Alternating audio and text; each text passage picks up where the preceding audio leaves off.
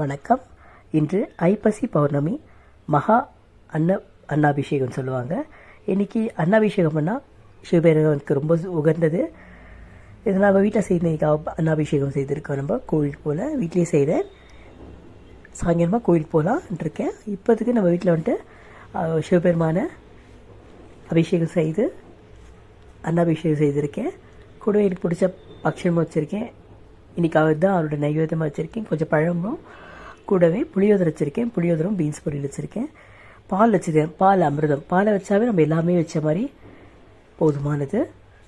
நம்மளால் ஒன்றும் பண்ண முடியல கூட இன்றைக்கி நம்ம சிவபெருமானுக்கு ஒரு விளக்கு வச்சு மண் விளக்கு வைக்கணும். இன்றைக்கி அகல் விளக்கு வச்சா ரொம்ப நல்லதுன்னுவாங்க. அதனால் நான் மண் விளக்கு தான் வச்சுருக்கேன். குத்து விளக்கு வச்சாலும் அகல் விளக்கு இன்றைக்கி வழிபட்டால் ரொம்ப நல்லது.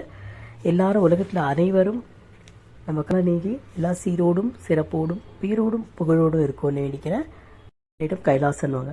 சோறு கண்ட இடம்னா இதோட அர்த்தம் தான். அது சோறால் அபிஷேகம் செய்த ஈசனை கண்டால் சொர்க்கம் என்பது இதனுடைய பொருளாகும். சிறந்த இந்நன்னாளில் நாம் எல்லாம் வல்ல சிவபெருமானின் ஆசியோடு அனைவரும் வறுமை நீங்கி செல்வ செழிப்போடு வாழ வேண்டிக் கொள்கின்றேன். ஓம் நம சிவாய போற்றி போற்றி போற்றி போற்றி. பார்த்ததற்கு நன்றி. தேங்க்யூ.